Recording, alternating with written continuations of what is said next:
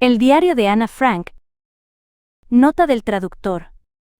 La función de mediar, de intermediar, entre dos mundos, entre dos universos lingüísticos, conceptuales, emocionales, y acaso, entre dos cosmologías, es la del traductor, la del intérprete. Interpretar los signos, las huellas inscritas en un contexto, y convertirlas en pretexto para otro texto. Es una suerte de villano, llevado de frontera en frontera por los aires de Babel, una especie de veleta, agitada por el soplo del habla, que cuando coloca la mano sobre el corazón, se esmera en no traicionar. Esta vez, se trataba de no traicionar el texto de Ana Frank. De afinar al máximo la transmisión del documento de una vida, la de una chiquilla adolescente, una escritora incipiente, mordaz, valiente en la crítica de su conducta, en la denuncia de la injusticia apocalíptica que, con ferocidad, trasunta todo nuestro siglo y, cómo no, toda nuestra historia. De una adolescente desarraigada de un mundo lingüístico que, como tantos laureados creadores literarios de nuestro siglo, opta por hacer suyo otro, por desentrañar otro y hacerlo visceralmente suyo. La traducción del diario de Ana Frank, con los ojos puestos en el original holandés y en la versión alemana, implica trasladar a nuestro mundo sensible un diario de vida adolescente, profundo, desgarrador, trivial en ocasiones. Un diario que la autora tradujo al idioma de su elección, una elección que en sí misma constituye un acto de libertad humana, y que con posterioridad a su desaparición física, fue nuevamente traducido por su padre al idioma familiar, para la comprensión de la abuela de Ana, residente en Suiza. Ana aprendió los secretos del abecedario en alemán, pero escribió por su voluntad en holandés. El 12 de mayo de 1944 anota: después de la guerra, quiero de todos modos editar un libro bajo el título de El Anexo. Si resultará, no lo sé aún, pero mi diario será la base. No vivió para ello.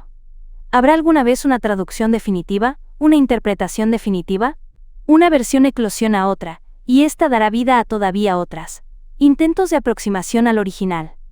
Ana nos legó uno de los documentos cimeros en el conjunto testimonial sobre la inhumanidad del siglo que industrializó la muerte. La novela iba a llamarse El Anexo, Het Achterhuis. La realidad se llamó diario. Un diario frente al cual solo cabe un íntimo. Gracias, Ana. 12 de junio de 1942. De un modo como no he podido hacerlo hasta ahora con nadie, espero que seas un gran apoyo para mí. Domingo, 14 de junio de 1942. El viernes desperté ya a las 6. Era comprensible, pues fue el día de mi cumpleaños. Pero no podía levantarme tan temprano, y hube de apaciguar mi curiosidad hasta 7:15. Entonces, ya no soporté más, y corrí hasta el comedor, donde nuestro pequeño gatito, Morchen, me saludó con efusivo cariño. Después de las 7, fui al dormitorio de mis padres y enseguida, con ellos, al salón para encontrar y desenvolver mis regalos. A ti, mi diario, te vi en primer lugar, y sin duda, fuiste mi mejor regalo. También me obsequiaron un ramo de rosas, un cactus y unas ramas de rosas silvestres. Fueron los primeros saludos del día, ya que más tarde habría bastante más. Papá y mamá me entregaron numerosos regalos, y mis amigos tampoco se quedaron atrás en materia de mimarme. Entre otras cosas, me regalaron un libro titulado Cámara Oscura, un juego de mesa, muchas golosinas, un rompecabezas, un broche, sagas y leyendas de Holanda de Joseph Cohen, otro libro encantador, Las vacaciones de Daisy en la montaña, y algún dinero. Con este me compré las leyendas mitológicas griegas y romanas. Fantástico. Enseguida vino Liz y partimos juntas a la escuela. Comencé siguiendo el ritual holandés de obsequiar golosinas a mis maestros y compañeros de clase, y luego nos pusimos a trabajar. Y basta por hoy. Estoy tan contenta de tenerte. Lunes, 15 de junio de 1942. El sábado por la tarde ofrecí una fiesta de cumpleaños. Exhibimos una película, El guardafaro con Rin Tin Tin, que gustó mucho a mis amigas. Nos entretuvimos como locas. Había muchos jóvenes y jovencitas. Mamá siempre quiere saber con quién pienso casarme más adelante. Creo que se extrañaría bastante si supiera que es con Peter Wessel con quien me casaría, pues siempre me hago la tonta cuando me pregunta. Con Liz Goossens y Sam Houtman, somos compañeras de clase desde hace 10 años, y ellas son muy buenas amigas. Entretanto, conocí a Joppie van der Wal en el liceo judío. Nos juntamos bastante, y ella es ahora mi mejor amiga. Liz ha trabado una amistad profunda con otra chica, y Sane va a otro colegio y se ha hecho de nuevas amigas. Sábado, 20 de junio de 1942. No he anotado nada durante un par de días, pues quise reflexionar sobre el significado y la finalidad de un diario de vida. Me causa una sensación extraña el hecho de comenzar a llevar un diario, y no solo por el hecho de que nunca había escrito.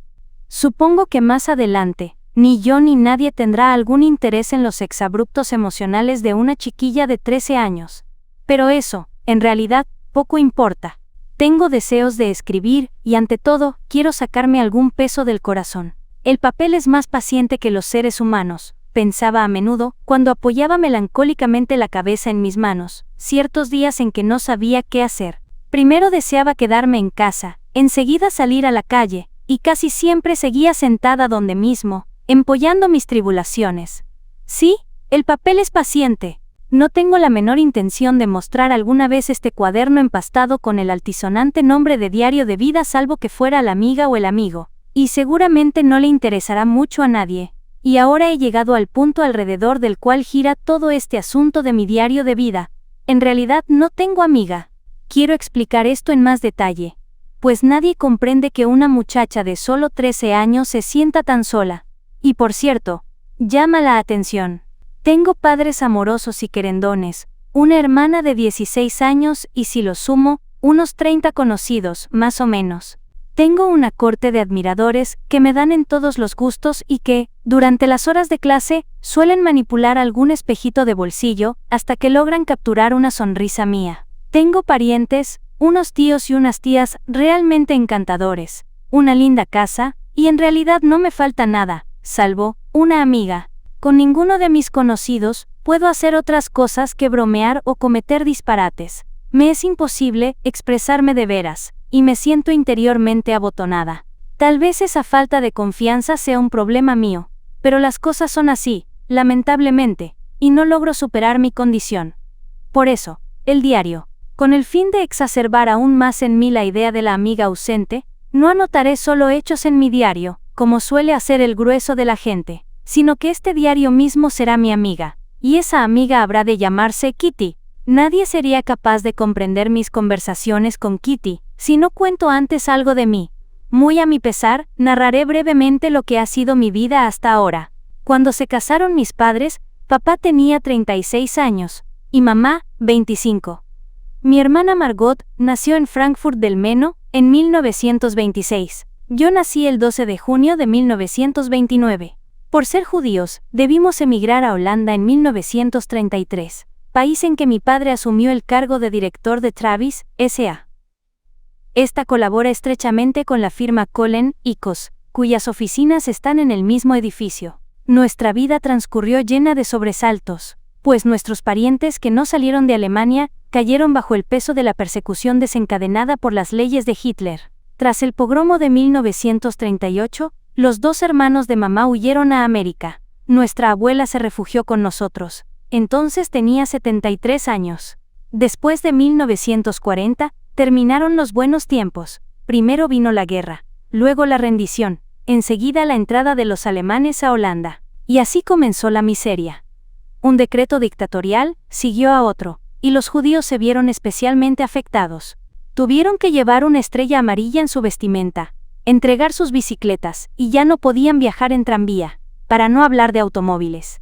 Los judíos solo podían hacer compras entre las 3 y las 5 de la tarde, y solo en tiendas judías. No podían salir a la calle después de las 8 de la noche, ni salir a sus balcones o jardines después de esa hora. Los judíos tenían vedados los teatros y los cines, así como cualquier otro lugar de entretenimiento público. No podían ya nadar en las albercas públicas, ni practicar tenis o hockey.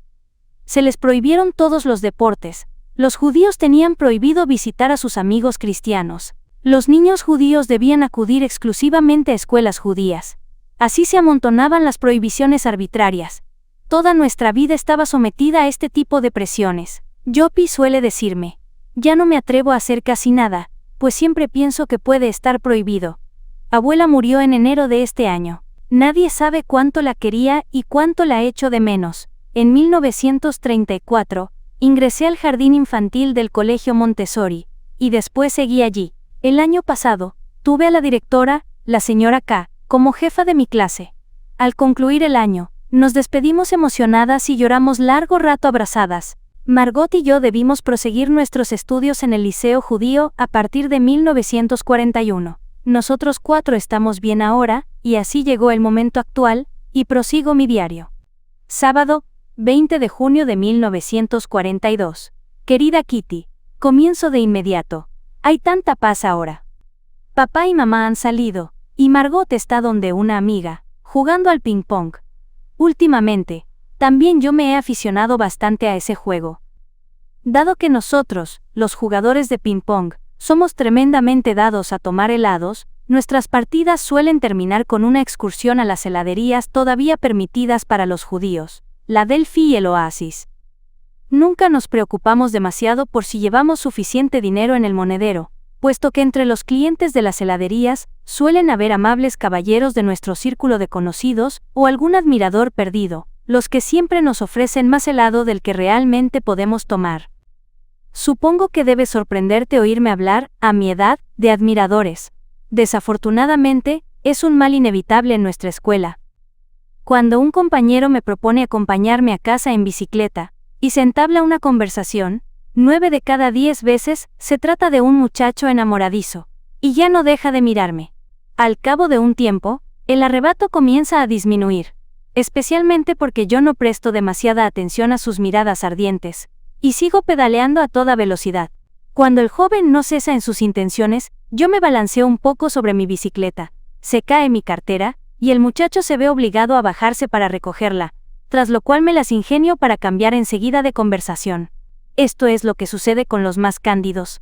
Hay otros por supuesto que me tiran besos o tratan de apoderarse de mi brazo, pero esos equivocan el camino. Bajo diciendo que puedo pasarme sin su compañía, o bien, me considero ofendida y les digo claramente que se vayan a su casa. Bueno, la base de nuestra amistad ha quedado establecida.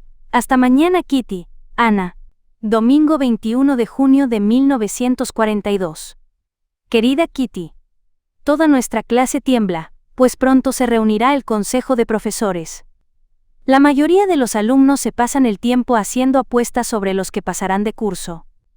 Nuestros 2 vecinos de banco, Wim y Jack, que han apostado el uno al otro su capital de vacaciones, nos divierten mucho a Miep de Jong y a mí. De la mañana a la noche se les oye decir, «Tú pasarás». No, sí.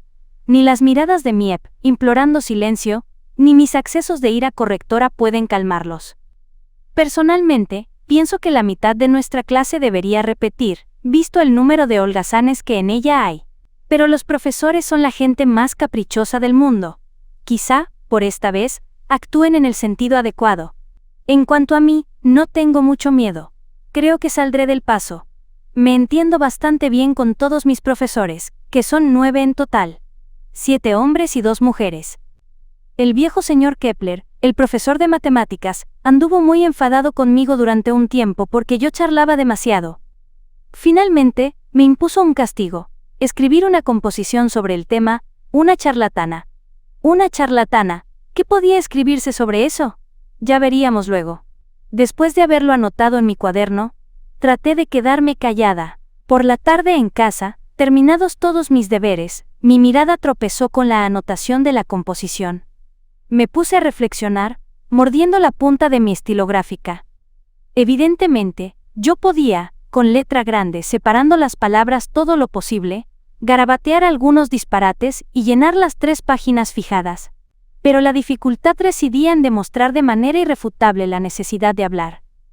Seguí pensando, y de repente, encontré la solución que me dejó satisfecha. Argumenté que la charla excesiva es un defecto femenino, que yo me esforzaría por corregir un poco, aunque sin librarme de él totalmente, pues mi propia madre habla tanto como yo, si no más. En consecuencia, poco puede hacerse por remediarlo, ya que se trata de un defecto heredado.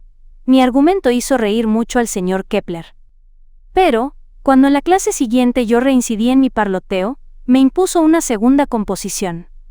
Tema: una charlatana incorregible. Volví a salir del paso. después de lo cual el señor Kepler no se quejó durante 2 lecciones. A la tercera, realmente exageré. Ana, otro castigo por charlar. Tema. CUA, CUA, dice la señora Patagua, carcajada general. Yo me eché a reír con mis compañeros, aunque sabía que mi imaginación estaba agotada sobre el tema. Necesitaba encontrar algo nuevo, algo original. La casualidad vino en mi ayuda. Mi amiga Sane, buena poeta, se ofreció a redactar la composición en verso, de principio a fin. Me alegré. ¿Kepler quería burlarse de mí? Me vengaría, burlándome yo de él 2 o 3 veces mejor. Los versos resultaron magníficos. Se trataba de una mamá pata y de un papá cisne, con sus 3 patitos. Estos, por charlar demasiado, fueron mordidos a muerte por su padre. Afortunadamente, la broma agradó a Kepler. Leyó el poema ante nuestra clase y en varias otras, acompañando la lectura con comentarios. Desde entonces, no he vuelto a ser castigada. Kepler solo bromea sobre el tema. Tuya, Ana. Miércoles, 24 de junio de 1942. Querida Kitty, ¡qué calor! Todos nos sentimos sofocados, y con esta temperatura, debo ir caminando a todas partes. Recién ahora empiezo a comprender qué cosa tan maravillosa es un tranvía. Pero, a nosotros los judíos, ese placer ya no nos está permitido. Tenemos que valernos de nuestras piernas como único medio de locomoción. Ayer a la hora del almuerzo, tuve que ir al dentista, que vive en Jan Lukenstraat, bastante lejos de la escuela. Al regreso casi me dormí en clase. Por fortuna, la asistente del dentista, que es de veras comprensiva con nosotros, me dio de beber. Solo se nos permite utilizar la balsa para atravesar el canal, y eso es prácticamente todo. En el muelle Joseph Israels, hay una barquita que hace el servicio. El barquero accedió de inmediato cuando le preguntamos. No es por culpa de los holandeses que los judíos soportan tantas penurias. Durante los feriados de Semana Santa me robaron la bicicleta, y papá entregó la de mamá a una familia amiga para que se la cuidaran. ¿Cuánto desearía no ir a la escuela? Afortunadamente las vacaciones se acercan, una semana más de sufrimiento y todo habrá terminado. Ayer, en la mañana, tuve una sorpresa bastante agradable. Al pasar por delante de un depósito de bicicletas, oí que alguien me llamaba. Dándome vuelta, vi a un muchacho encantador, a quien había conocido la víspera, en casa de mi amiga Eva. Se me aproximó, un poco tímido, y se presentó. Harry Goldman. Quedé ligeramente sorprendida, incapaz de comprender bien qué quería. Era muy sencillo. Harry deseaba acompañarme a la escuela, como vas en la misma dirección. Está bien, dije yo, de modo que caminamos juntos. Harry tiene ya 16 años, y conoce muchos cuentos divertidos. Esta mañana, estaba nuevamente allí, y supongo que lo mismo ocurrirá en los próximos días. Tuya, Ana. Martes, 30 de junio de 1942. Querida Kitty. En realidad, no he tenido tiempo de escribir hasta hoy. Pasé la tarde del jueves en casa de unos amigos. El viernes, tuvimos visitas, y así sucesivamente hasta hoy. Durante la semana, Harry y yo hemos empezado a conocernos mejor. Ya me ha contado una buena parte de su vida. Llegó a Holanda solo y vive en casa de sus abuelos. Sus padres se quedaron en Bélgica. Harry tenía novia. Fanny. La conozco. Es un modelo de dulzura y de aburrimiento. Desde que se encontró conmigo, Harry se ha dado cuenta de que Fanny le da sueño. Yo le sirvo, pues, de despertador o de estimulante, como tú quieras. Nunca se sabe en qué puede uno ser útil en la vida. El sábado en la noche, Joppy se quedó a dormir en casa, pero el domingo, después de mediodía, se fue a reunir con Lais, y yo me aburrí lo indecible. Harry tenía que venir a verme al anochecer, pero me telefoneó alrededor de las 6. Atendí el teléfono para oírle decir: «Habla Harry Goldman. Por favor, ¿puedo hablar con Ana?» «Sí, Harry, soy yo. Buenas tardes, Ana. ¿Cómo estás?» «Bien, gracias. Siento no poder ir luego, pero tengo algo que decirte. ¿Te molestaría que pasara por ahí dentro de 10 minutos?» «Está bien. Hasta luego. Hasta luego. Hasta luego. Estaré en tu casa en unos minutos». Me cambié de vestido y me arreglé un poco el pelo. Enseguida, me asomé a la ventana, nerviosa. Por fin lo divisé. Tuve que dominarme para no correr escaleras abajo. Esperé hasta que sonó el timbre. Bajé a abrir la puerta, y él fue derecho al grano. Escucha, Ana. Mi abuela te encuentra demasiado joven para mí, y dice que debo salir con la Lourdes. Pero tú sabes que ya no me gusta Fanny. No, no sabía. ¿Pelearon? No, al contrario. Yo le había dicho a Fanny que puesto que no nos entendíamos muy bien, era inútil verse a cada momento. Que ella podía seguir yendo a nuestra casa cuando quisiera, y que yo confiaba poder ir a la suya como amigos. Yo tenía la impresión de que ella frecuentaba a otros muchachos, por eso hablé del asunto con displicencia. Ahora bien, eso no era verdad. Mi tío me dijo que debo disculparme con Fanny, pero, naturalmente, yo no lo creo necesario, y por eso he roto. Desde luego, esa no es más que una entre varias razones. Mi abuela insiste en que yo salga con Fanny, y no contigo, pero no pienso hacerlo. Los viejos son a veces tan anticuados que no tienen arreglo.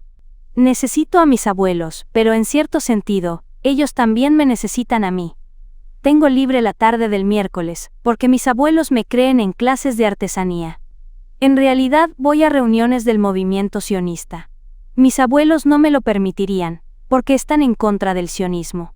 No soy partidario fanático, yo tampoco, pero el movimiento significa algo, y de cualquier modo me interesa. Sin embargo, en los últimos tiempos, no me han gustado esas reuniones, y tengo la intención de dejarlas. Iré allí por última vez el miércoles próximo. En ese caso, yo podría verte siempre el miércoles en la tarde, el sábado a la tarde y a la noche, el domingo a la tarde, y quizá con más frecuencia todavía. Pero, si tus abuelos se oponen, no podrás hacerlo a espaldas de ellos. El amor siempre encuentra un camino. En ese momento, al pasar por delante de la librería de la esquina, vi a Peter Wessel, que hablaba con dos amigos. Fue la primera vez, en mucho tiempo, que me saludó. Eso me causó una inmensa alegría. Harry y yo seguimos caminando y por último, nos pusimos de acuerdo para una cita. Yo debía encontrarme ante su puerta, el día siguiente, 5 para las 7 de la tarde. Tuya, Ana. Viernes 3 de julio de 1942. Querida Kitty. Ayer, Harry vino a casa para conocer a mis padres. Yo había comprado una torta, bizcochos y pasteles para el té. Había un poco de todo. Pero ni Harry ni yo teníamos deseos de quedarnos quietos en una silla, sentados el uno al lado del otro, y nos fuimos a pasear. Eran ya las 8:10 cuando él me trajo a casa. Papá estaba muy enojado. Dijo que no debía regresar tan tarde, pues es peligroso para los judíos encontrarse fuera después de las 8.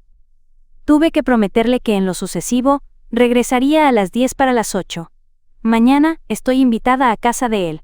Mi amiga Joppy siempre me hace bromas sobre Harry. En verdad yo no estoy enamorada. Pero tengo el derecho de tener un amigo.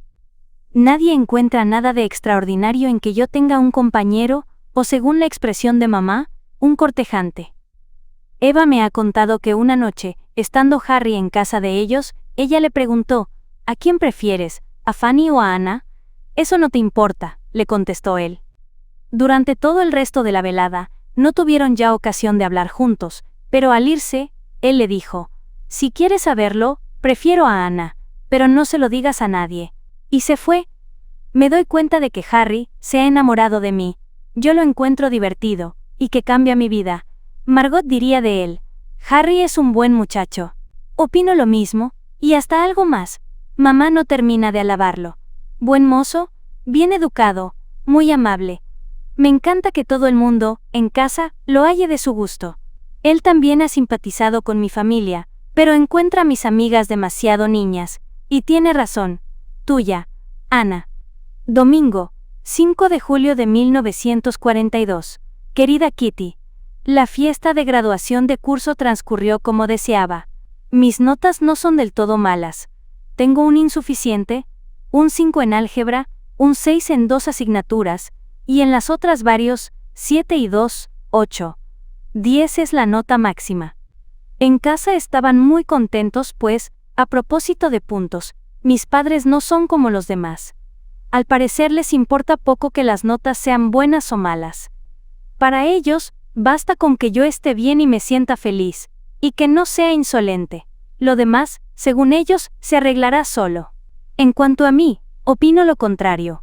No quiero ser mala alumna después de haber sido admitida provisionalmente en el liceo, puesto que he saltado un año al salir de la escuela Montessori.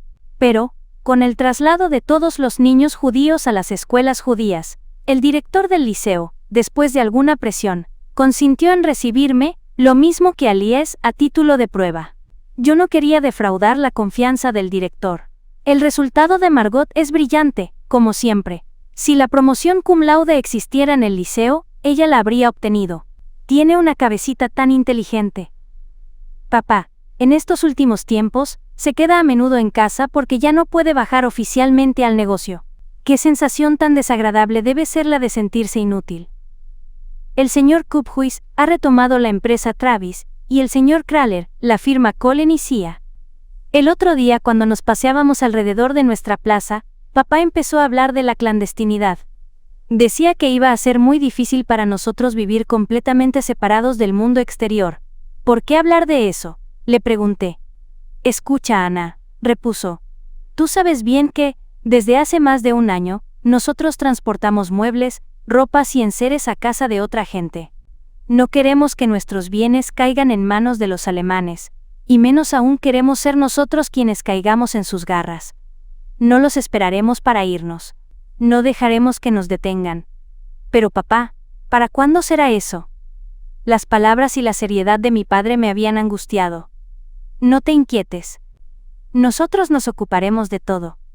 Diviértete y aprovecha tu libertad todo el tiempo que aún puedas hacerlo. Eso fue todo. Ojalá esos sombríos días estén aún distantes. Tuya, Ana, miércoles, 8 de julio de 1942. Querida Kitty. Parece que hubieran pasado años entre el domingo a la mañana y hoy. ¿Cuántos acontecimientos? Como si el mundo entero se hubiera trastornado de repente.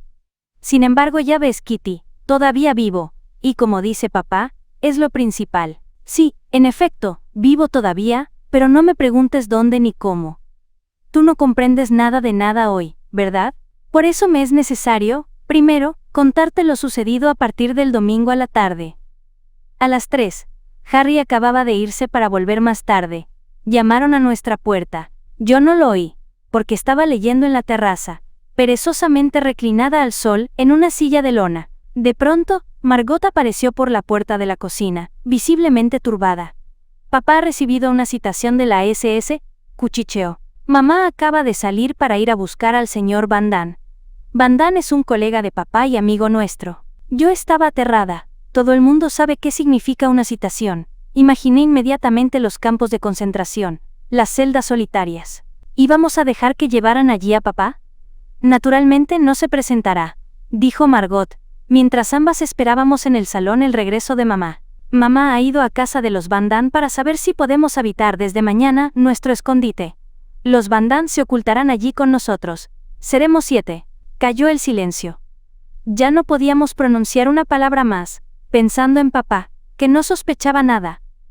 Había ido a visitar a unos ancianos al hospicio judío. La espera, la tensión, el calor, todo eso nos hizo callar. De repente llamaron. «Es Harry», dije yo. «No abras», dijo Margot reteniéndome. Pero no era necesario.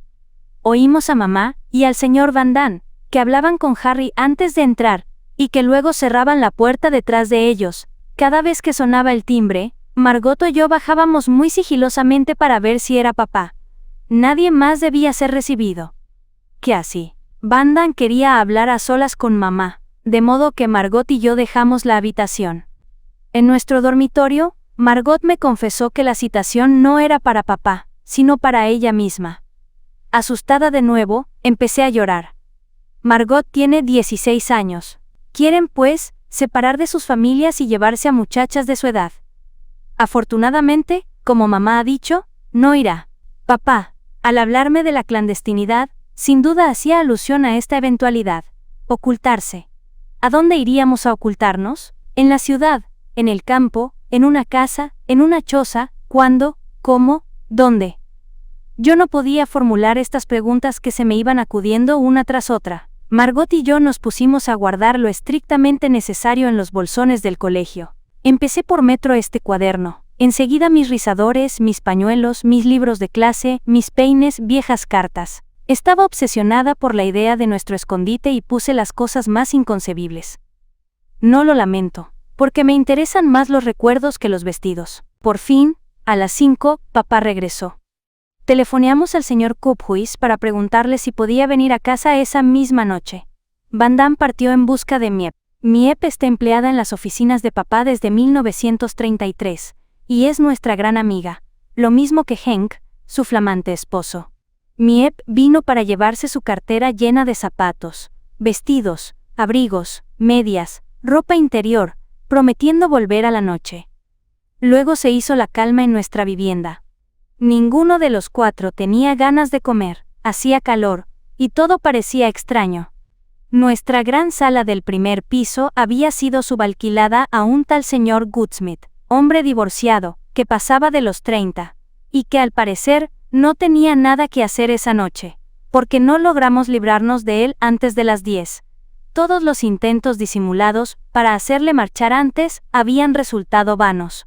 Miep y Henk Van Santen llegaron a las 11, para volver a irse a medianoche con medias, zapatos, libros y ropa interior, metidos en la cartera de Miep, y en los bolsillos profundos de Henk.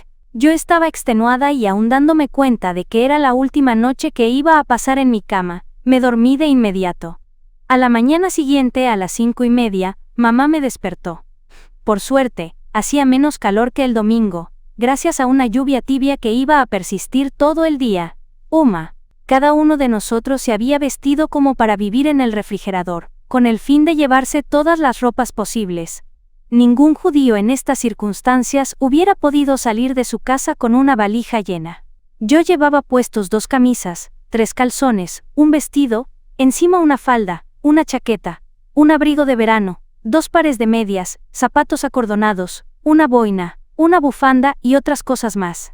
Me ahogaba antes de partir, pero nadie se preocupaba por eso. Margot, con su cartera llena de libros de clase, había sacado su bicicleta para seguir a Miep hacia un destino desconocido, al menos, en lo que a mí se refiere. Como ves, yo seguía sin saber dónde quedaba el lugar misterioso en que nos refugiaríamos.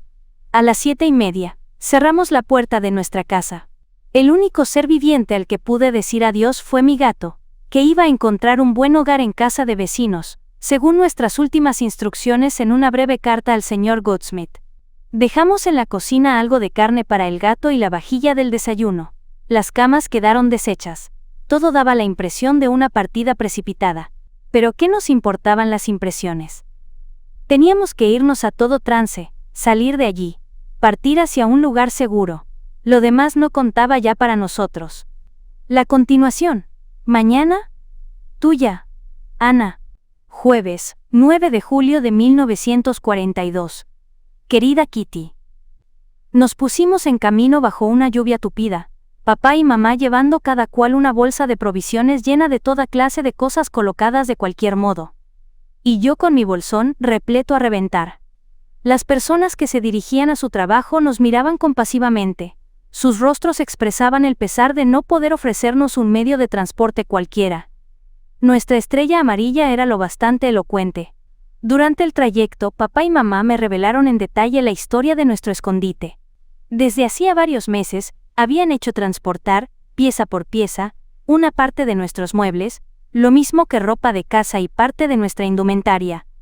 La fecha prevista de nuestra desaparición voluntaria había sido fijada para el 16 de julio. A raíz de la citación, hubo que adelantar 10 días nuestra partida, de manera que íbamos a contentarnos con una instalación más bien rudimentaria.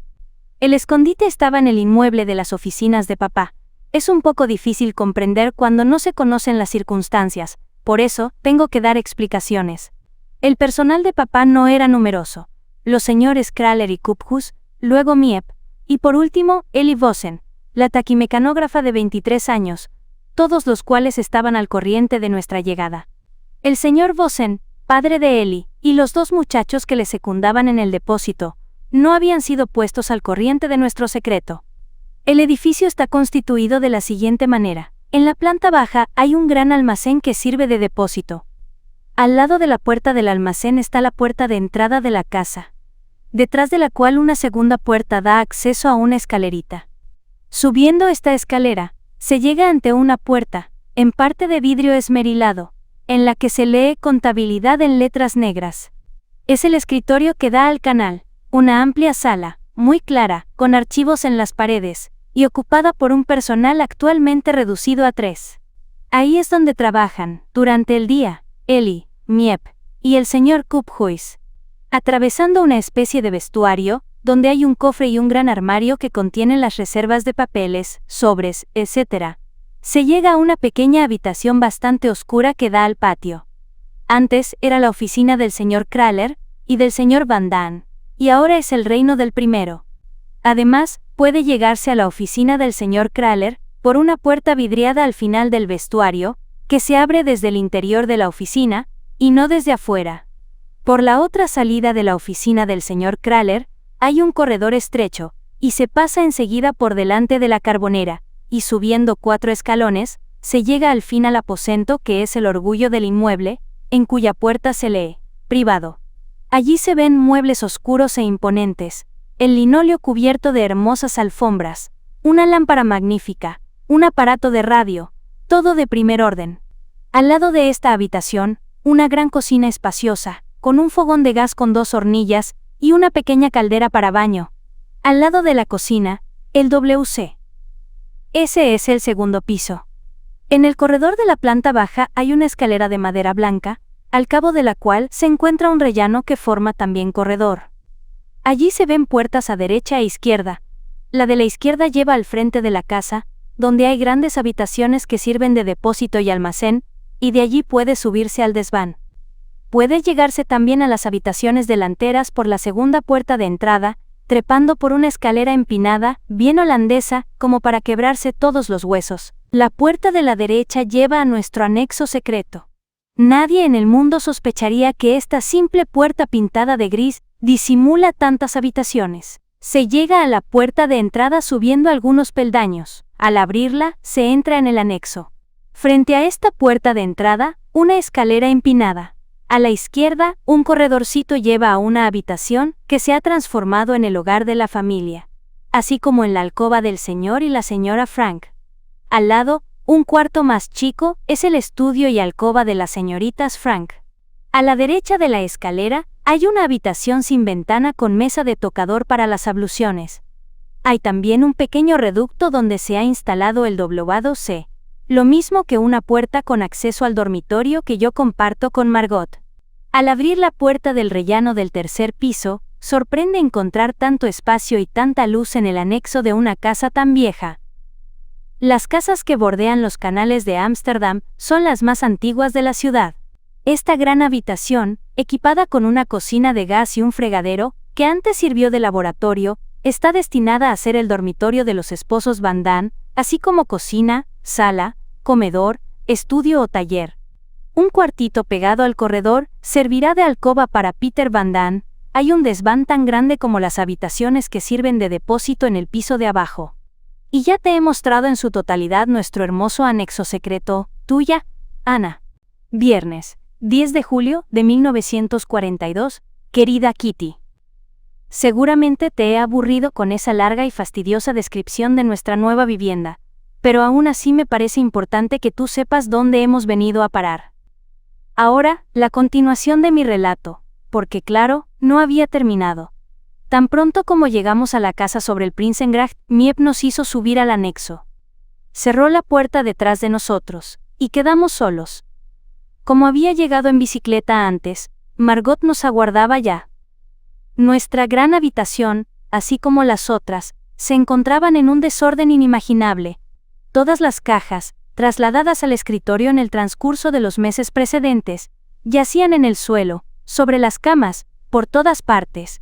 En el cuartito, ropa de cama, frazadas, etc., se apilaban hasta el techo. Había que ponerse a trabajar inmediatamente, si queríamos dormir esa noche, en lechos decentes. Ni mamá ni Margot se hallaban en condiciones de cooperar, se dejaron caer sobre los colchones, agotadas y desdichadas. Mientras que papá y yo, los ordenadores de la familia, queríamos comenzar al momento. Todo el día estuvimos vaciando cajas, arreglando los armarios, poniendo orden, para por fin caer muertos de fatiga en camas bien hechas y bien limpias. No habíamos comido nada caliente en todo el día, cosa que no nos había preocupado en absoluto. Mamá y Margot se sentían demasiado cansadas y deprimidas como para comer, y tanto papá como yo estábamos excesivamente ocupados para pensar en eso. El martes a la mañana reanudamos el trabajo inacabado. Eli y Miep, que se ocupan de nuestro aprovisionamiento, habían ido a buscar las raciones. Papá preparó un rudimentario enmascaramiento de las luces para impedir que nos vieran desde afuera. Fregamos y lavamos el piso de la cocina. Hasta el miércoles, no tuve un minuto para pensar en la convulsión que, de la noche a la mañana, cambiaba completamente mi vida. Por fin, he encontrado un momento de tregua para contarte todo esto, y para darme cuenta también de lo que me ha sucedido, y de lo que puede ocurrir todavía. Tuya, Ana. Sábado, 11 de julio de 1942. Querida Kitty. Ni papá, ni mamá, ni Margot han podido habituarse aún al carillón del Westerturm, que suena cada cuarto de hora.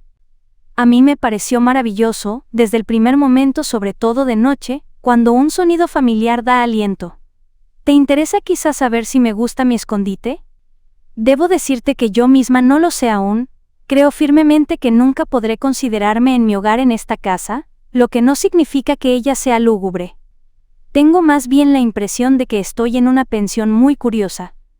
Tal opinión a propósito de un escondite puede parecerte extraña, pero yo no lo veo de otra manera. Nuestro anexo es ideal como refugio.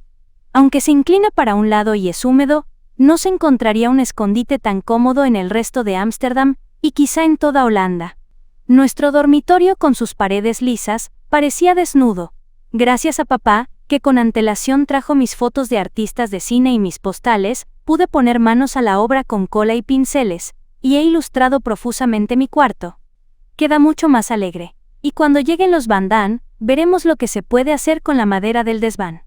¿Acaso sea posible sacar de ella algunos armaritos y estantes? Mamá y Margot se han repuesto un poco. Ayer, por primera vez, mamá se sintió lo suficientemente bien como para hacer una sopa de arvejas, pero, charla que te charla, se olvidó de ella, a tal punto que fue imposible arrancar de la cacerola las arvejas carbonizadas.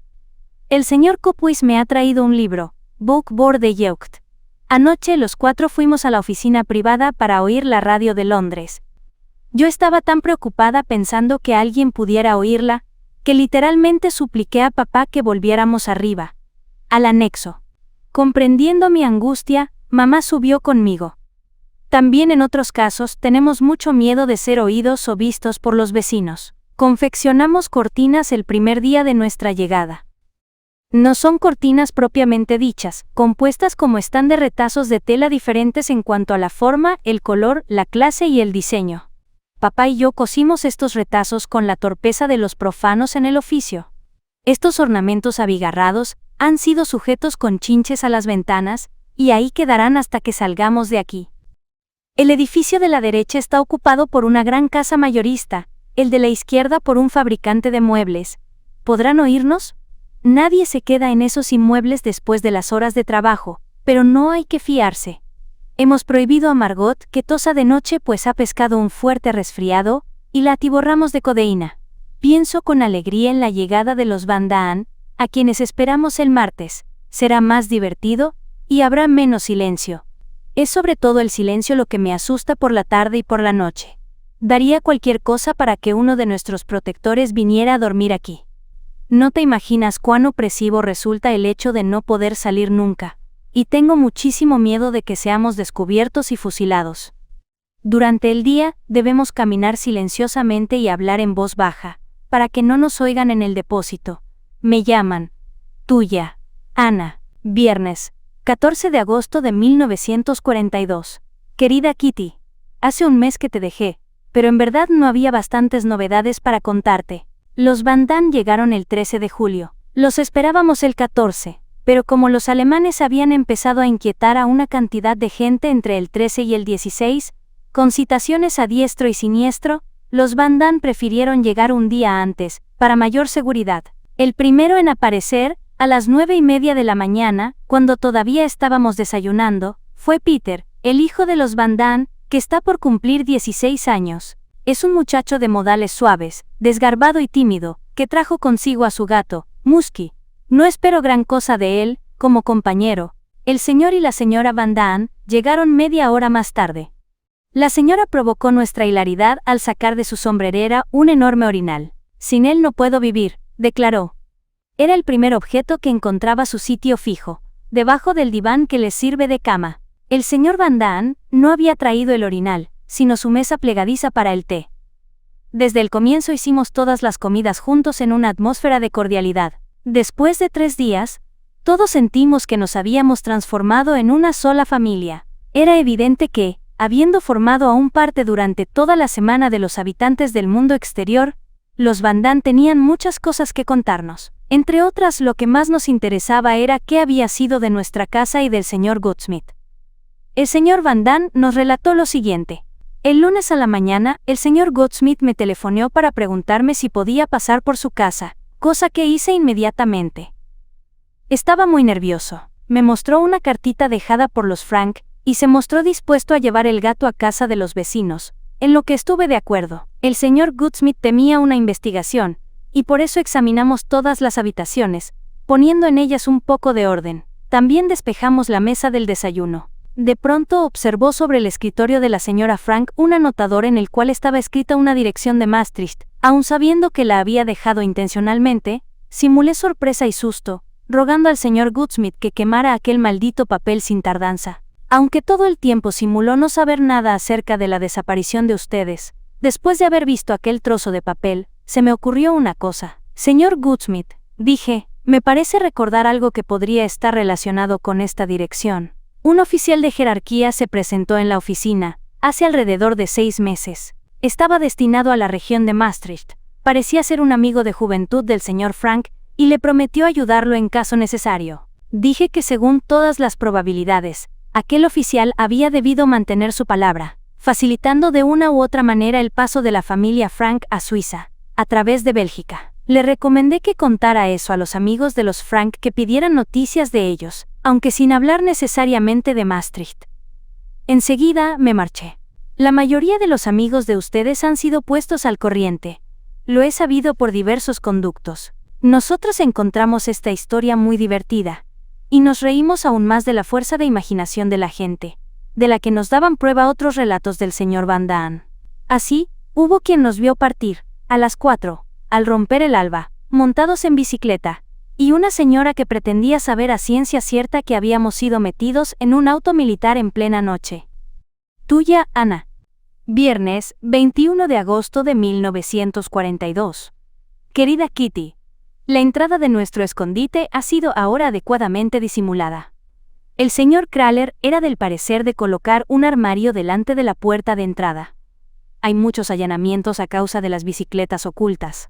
Un armario giratorio que se abriera como una puerta. El señor Bosen se ha esforzado como ebanista para la fabricación de este armatoste. Entretanto, fue puesto al corriente de nuestra permanencia en el anexo, y se muestra servicial a más no poder. En este momento, para poder llegar a las oficinas, hay que encorvarse primero y luego saltar, porque los peldaños han desaparecido.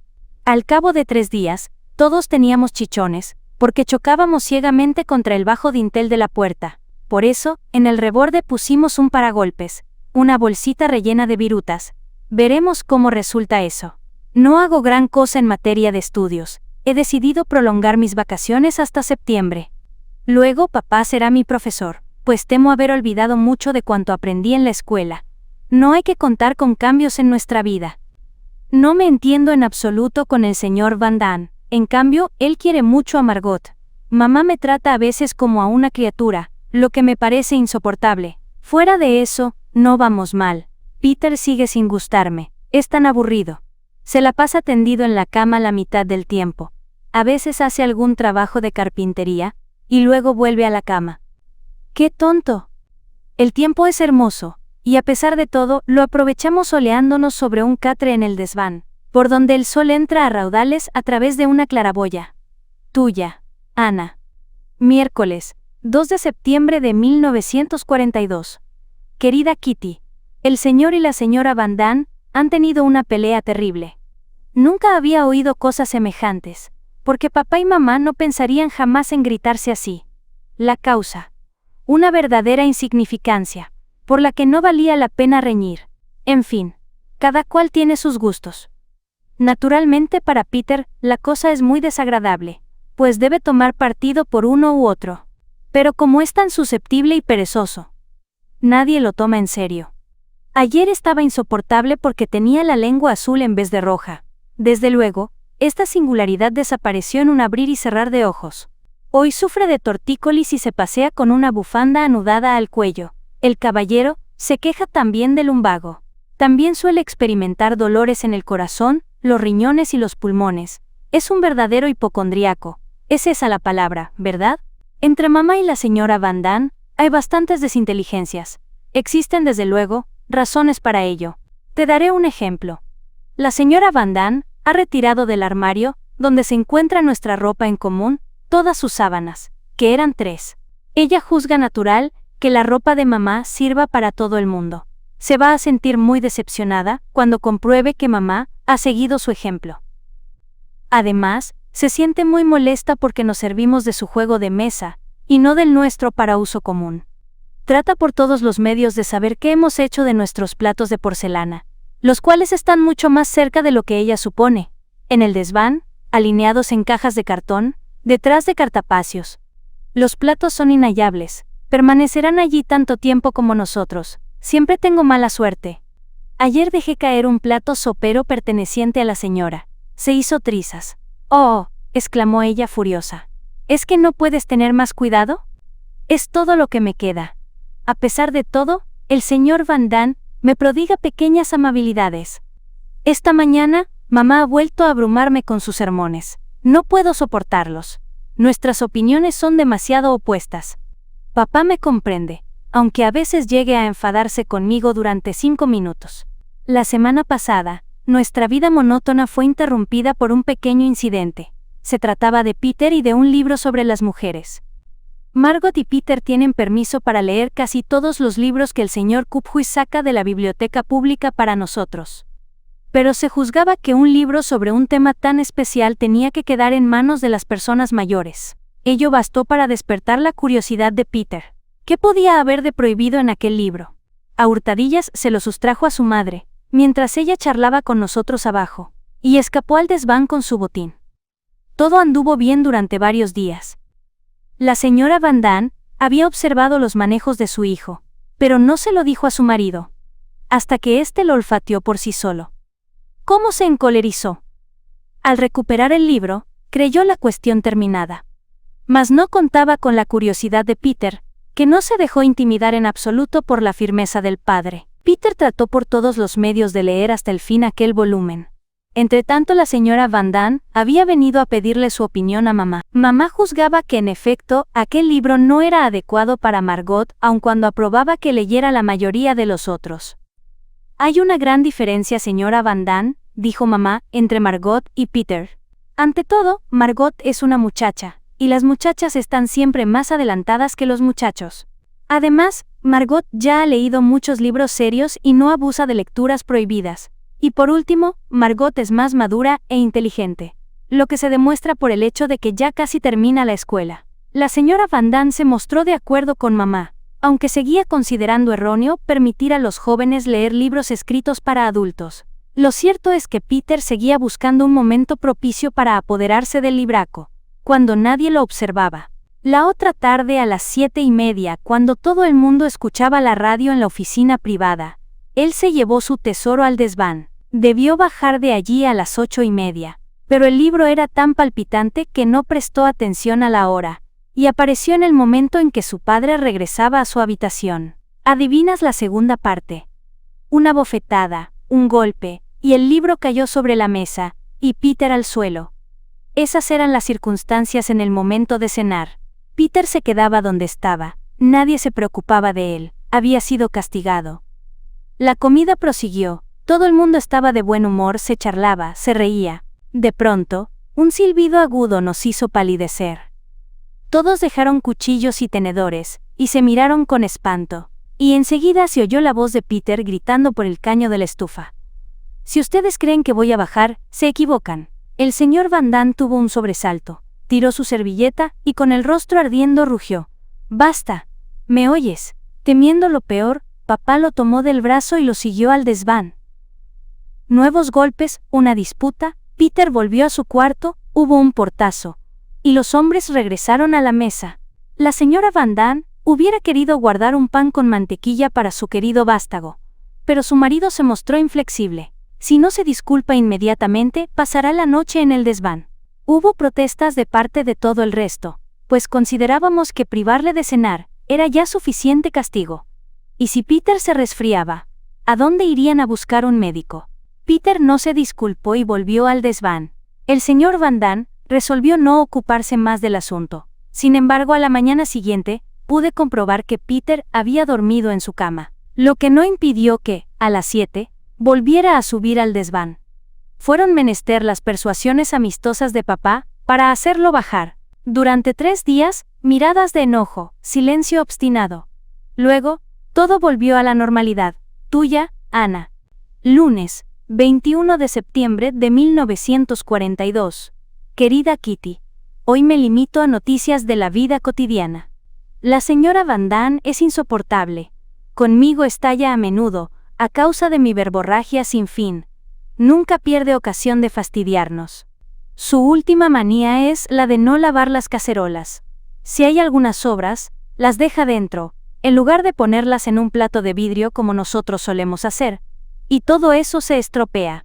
Y cuando a Margot le toca el turno de lavar la vajilla y encuentra 7 utensilios para fregar, la señora le dice, despreocupadamente, «Vaya Margot, tienes trabajo para rato». Papá y yo hemos hallado un modo de entretenernos. Me ayuda a establecer mi árbol genealógico paterno. Sobre cada miembro de la familia me cuenta una breve historia, y eso me hace sentir mi ancestro. El señor Kuphuis me trae libros cada 15 días. Me entusiasma la serie Jupiter Hull. Todo cuanto escribe Sissy Van Marksveld me gusta sobremanera.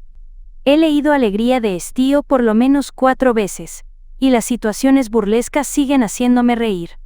He reanudado mis estudios. Me esfuerzo mucho con el francés, y cada día empollo 5 verbos irregulares. Peter la ha emprendido con el inglés, con enormes suspiros. Acaban de llegar algunos libros de texto. Yo había traído una provisión de cuadernos, lápices, gomas y etiquetas. Escucho a veces la audición holandesa que transmiten desde Londres. El príncipe Bernardo acaba de hablar. La princesa Juliana tendrá otro hijo en enero, anunció. Me he alegrado. Aquí se sorprenden de que tenga tanta simpatía por la familia real holandesa. Hace algunos días, los mayores juzgaban que al fin y al cabo, yo no era tan tonta. Aquel mismo día, tomé la firme resolución de trabajar más. No quisiera volver a encontrarme en la misma clase a los 14 o 15 años. Enseguida se mencionó el hecho de que casi todos los libros de los mayores me estaban vedados.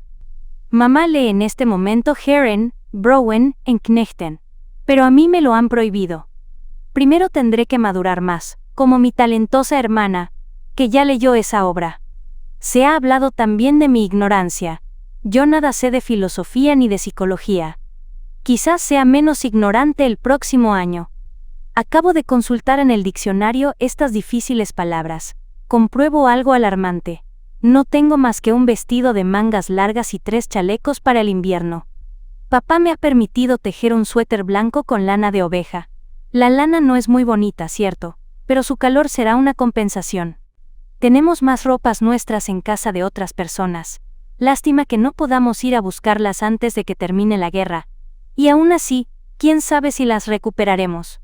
Hace un momento, apenas terminaba de escribir sobre la señora Van Damme, ella tuvo la ocurrencia de entrar en la habitación. Tac. Diario cerrado. ¿Qué, Ana? ¿No me permites ver tu diario? Me temo que no. Vamos. ¿Ni siquiera la última página? No, ni siquiera la última página. Me ha dado un buen susto. En esa página, ella no aparecía nada favorecida.